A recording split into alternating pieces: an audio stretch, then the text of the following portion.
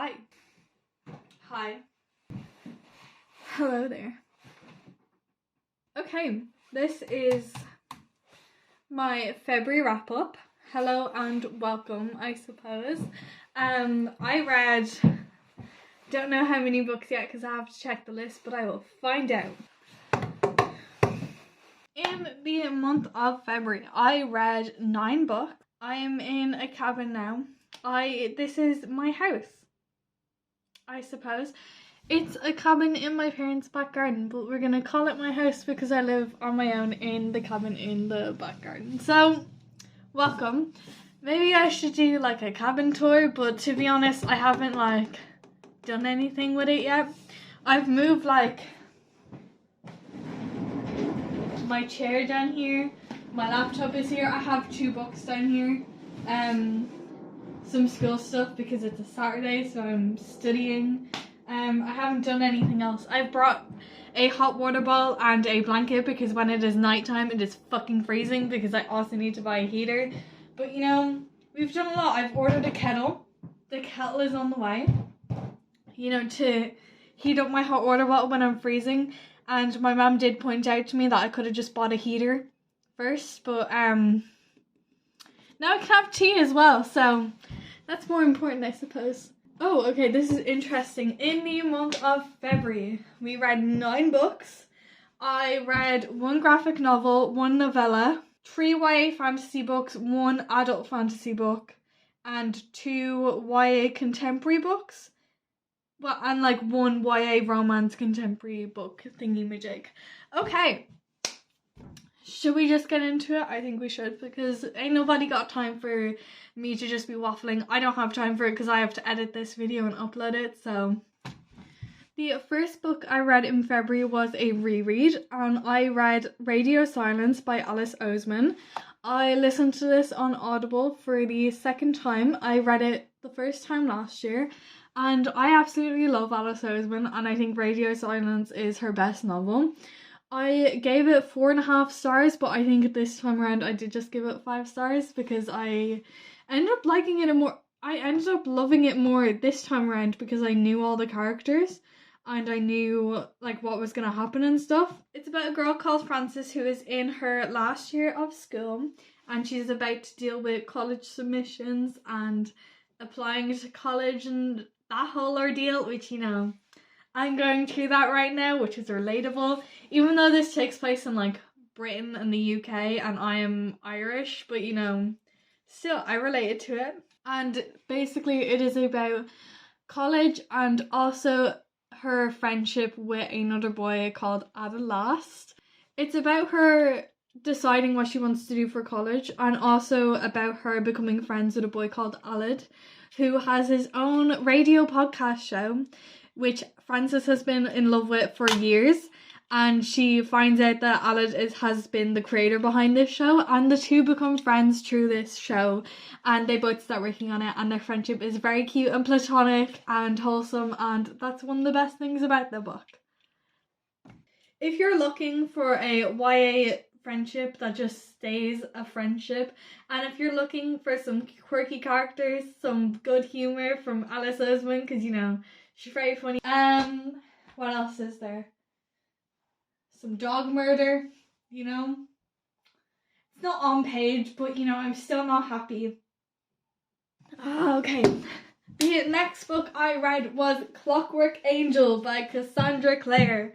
I gave this book 4 stars, which is the same rating I gave what was originally my favourite Cassandra Clare book before this month, which was the Red Scrolls of Magic. I gave them both 4 stars, so like Clockwork Angel is up there. Because you know, if we just ignore the Mortal Instruments, Cassandra Clare is kind of like an okay writer. Like if we just ignore everything about the Immortal Instruments and all of that shit, you know, her books are okay. So far anyway. This is the 5th book I've read of hers, and I really liked it. I enjoyed the second one more, which I'll talk about in a second, but this first one was a really good installment to the trilogy. I think it introduced everything well.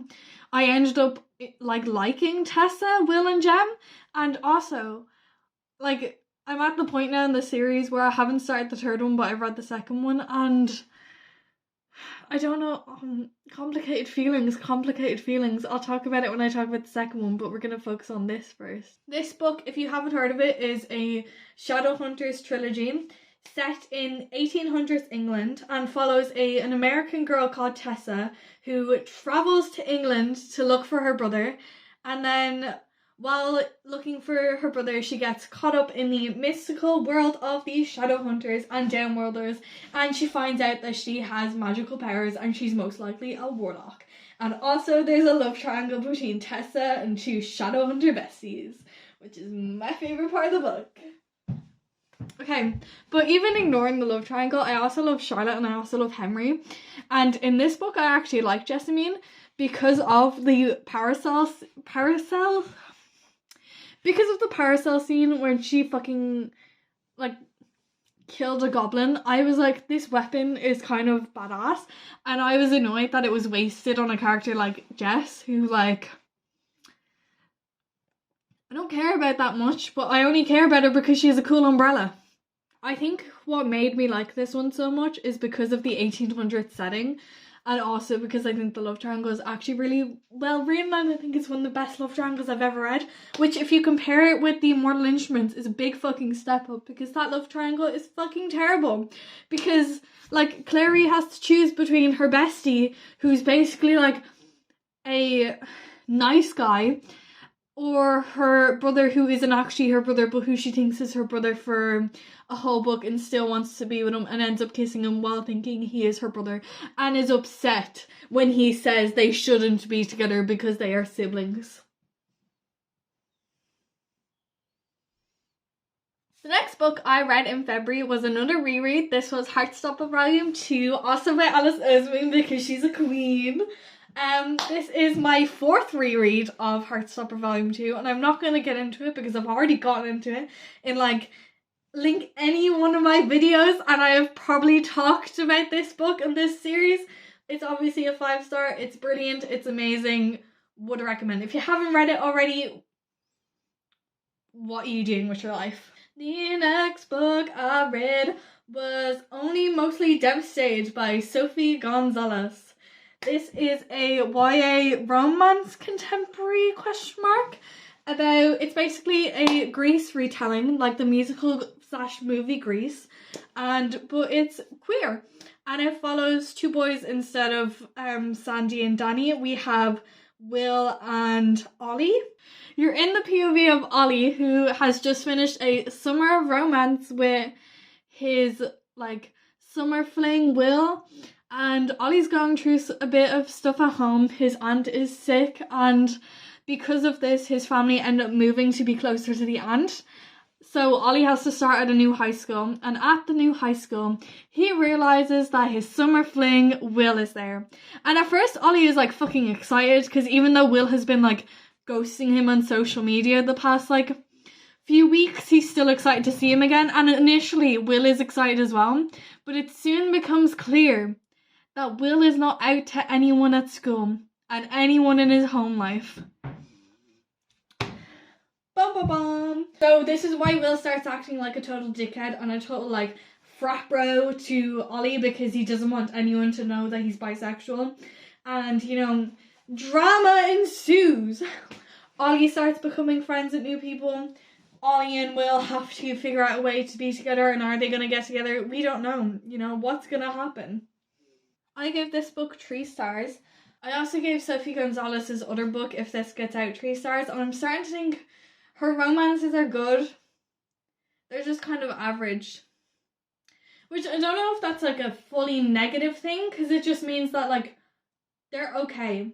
Like, they have good bits, they have bad bits, there's flaws, there's things I like about it, there's characters I like, there's characters I don't like, there's moments I think are cute, there's moments I think are fucking boring.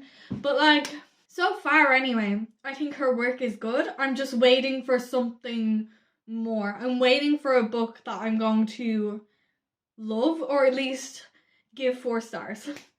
And hopefully Perfect on Paper will do that. That is on my TBR and I plan to read it. It's also about a bisexual girl, so, you know, relatable. So we're gonna wait and see, and hopefully I will finally give a Sophie Gonzalez book something more than 3 stars. Or, you know, it'll have the opposite effect and I'll end up giving it like 2 or 1 star, and that will be, yeah. Okay, this is an easy book to talk about. The next book I read was A Doll's House by Henrik Ibsen. This is a play. I read it for school because if you are in Irish Leaving Cert, for English we have to do a comparative where we read, I'm so fucking dumb, this isn't even part of that section.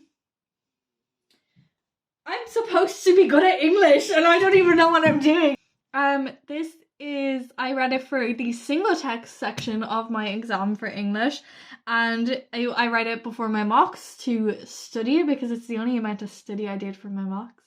I gave it 3 stars. I think some aspects of the play are really interesting. I think it is like the discussions around housewives and the fact that not all housewives are meant to fill their role but were forced to fill their role. I think it's interesting.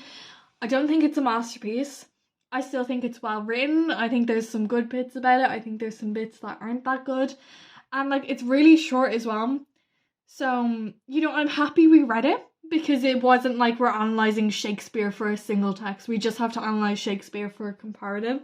So I'm happy that my English teacher gave us this book to read. Information about it is like easy to remember, and it's easy to write a whole essay waffling about this book. So, you know, I'm glad that I read it, but I'm only glad that I read it for exam reasons. Back to books I read on personal choice. The next book I read was A Kingdom of Flesh and Fire by Jennifer L. Armentrout. I gave this book 2 stars. Some of y'all gonna hate me for that, but what can you do? This is the sequel to From Blood and Ash. I was thinking of A Court of Thorns and Roses, I'm not gonna lie. This book is about a girl called Poppy who was originally a maiden in her fantasy world, but is now going off with the king, who is basically like the stereotypical Dark Lord. And that's where we meet our protagonist Poppy again in this book. I have a cold if you can't tell, and you can hear it in my voice, so I can't remember what happens in this book because I read it so long ago and I wasn't interested by much of it. There were some discussions on a threesome between Poppy, the Dark Lord thingy, and the Dark Lord thingy's pet werewolf. What else was there? She gets married in this book. She plays with some fog and befriends some fog. She finds out that her magic is actually more advanced than she thought.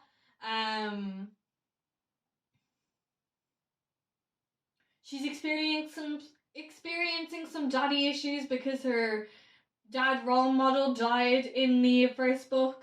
And now there's another role model thingy who looks exactly like her dad, who is acting like her dad. And he was also the dad of her fiance's ex, who tried to rat out her fiance and ratted out the position of her brother. And I'm gonna be honest, like, I don't know why she's painted as the villain. I would have fucking done the same. Like, fuck Castile, so lol.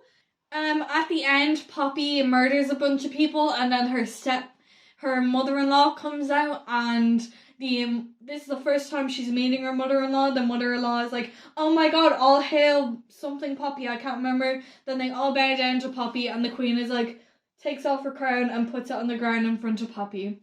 And I was like, that is one way to meet your fucking mother-in-law. Go Poppy. Cannot wait for the next book. Okay, moving on from that because I literally have no points. The next book I read was Clockwork Prince by Cassandra Clare, the second book in the Infernal Devices trilogy. I gave it 5 stars and I love it. Clearly. Right. This should be one I can talk about. The love triangle. I am obsessed. I cannot decide whether I love Will or Jem more, and that is so satisfying. Like, this is how love triangles are supposed to be written. You are supposed to like all 3 characters and feel the yearning from all sides. Like, take notes, YA fantasy authors. Cassandra Clare, take your own fucking notes for whatever the Immortal Instruments was. Like, This is hands down the best love triangle I have ever read, and I haven't finished it yet. So it could turn out to be absolutely crap. But right now, it is so fucking compelling, and I am yearning on all sides. Like, when something good happens with one of the boys and Tessa, like, you're happy, but you also can't help but feel, like, guilty for being happy, because you're like, what about the other one? Like, if Will and Tessa kiss, I'm like, what about Jem though? If Jem and Tessa kiss, if Jem and Tessa say, like, I love you, have a romantic moment, anything like that, I'm like, but what about Will? Will is stuck and can't tell her how he feels. And like, because Will can't tell her how he feels, and Will can't express that he loves Tessa, and Jem is dying, so Jem also doesn't have enough time with her. So, like, what is going on? And I love it. Okay, I've already talked about how much I love Henry and Charlotte as well, but I'm going to mention it again now. They are so cute together, and, like, their relationship is very small, but I just love the fact that they're, like, married and they don't realise how much they love each other. And, like, because it makes sense for both of their characters that they'd be too afraid to express it, and they'd be thinking, like, he's only with me because he needs to be, she's only with me because she needs, like, a man beside her. And, like, I just love it. It's so cute. That bit's not cute. The bit that I just love it because it's very cute when they actually tell each other how they feel, and they are both shocked that the other actually loves them and isn't just with them because they need someone to marry. And, like, also Sophie and Gideon, I also like them in this book. So I kind of found Sophie a bit annoying in the first one, I'm going to be honest. I can't point out why. I just know that I didn't like her that much. But in this one, I think she's really fun, and I like her. And, like, her and Gideon are very cute. And, like, the fact that when they were together... Oh, my press is open weirdly, sorry. When they were together and he was trying to be, like, all, like, official and show some propriety and calling her, like, Miss Collins and shit, and then he slipped and called her Sophie. I was like, right, I need to move on from that book before I fully lose my voice because it's making me too excited. The next book I read in February was The Miseducation of Cameron Post.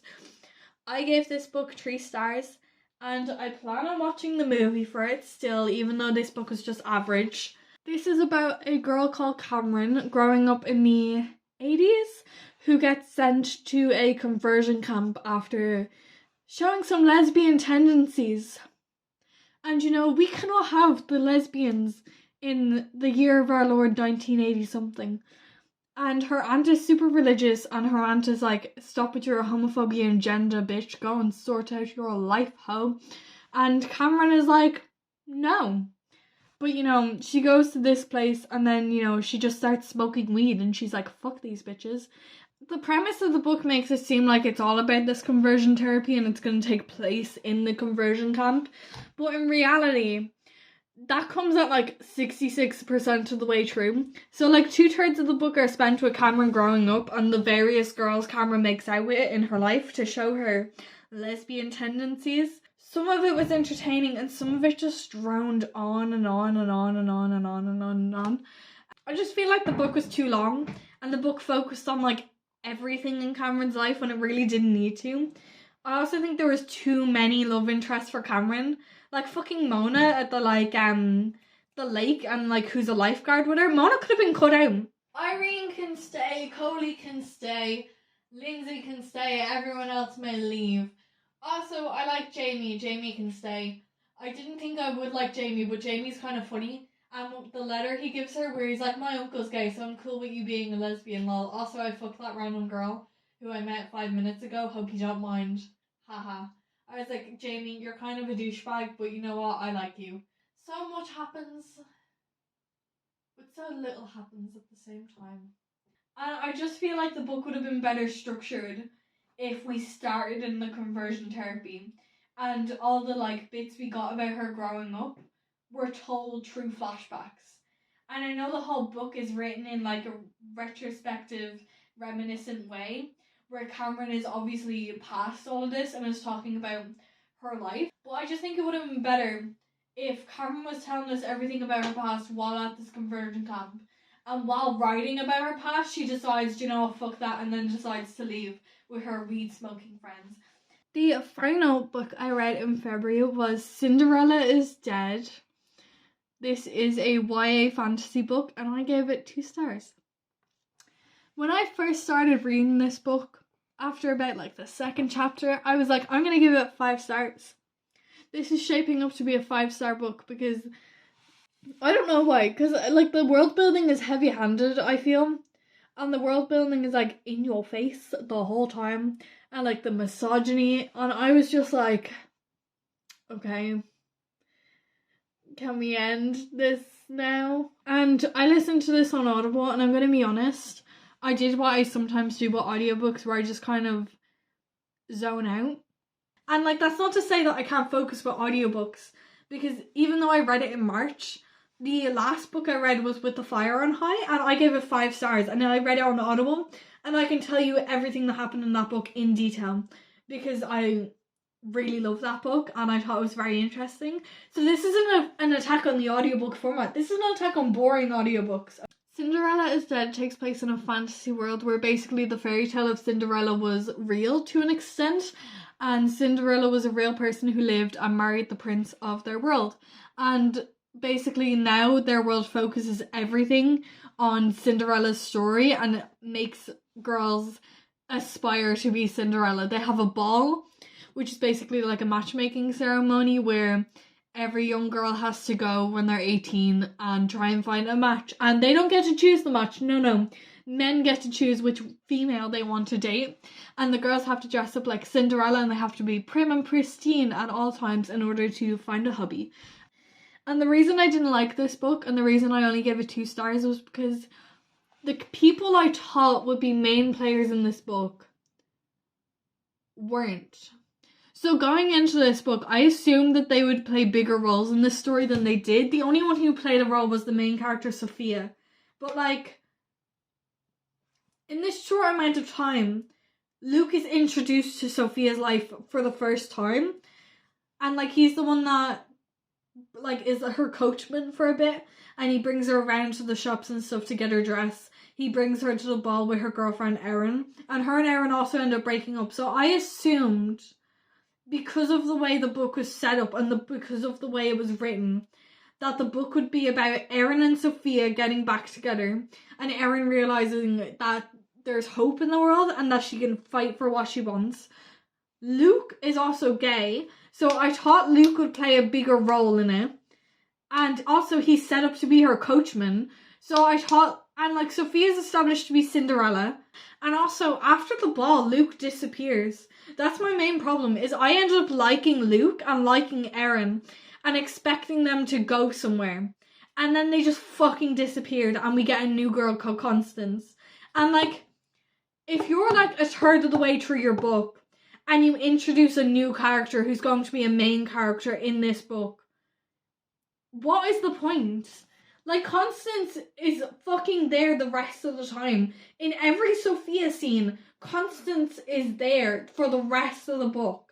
And it's frustrating to have the setup be that Erin and Luke and the third girl, who I don't remember the names of, are going to play a role in this story only for them to fucking disappear and get Constance instead. And that's why I didn't end up liking Constance, and that's why, like, I got bored by Sophia, to be honest. You can't just fuck her in after we get rid of all the other people we know, because then you are only left with a link to Sophia, and then you have to make a new link to Constance when you're already a bit of the way through this book. And I'm probably still going to be upset for a while anyways. Right, that's it. We're done. We're done ranting. I'm done with this. It's nearly 5 o'clock. I got shit to do. Outro. How does one do an outro? That's it. Lol.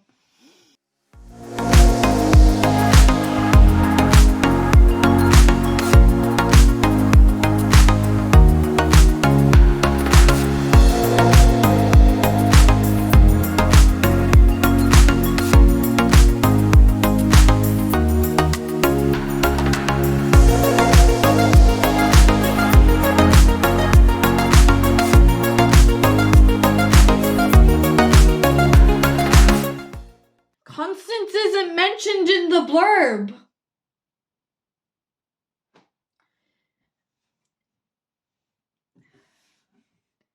She actually is. I just read it now. Right.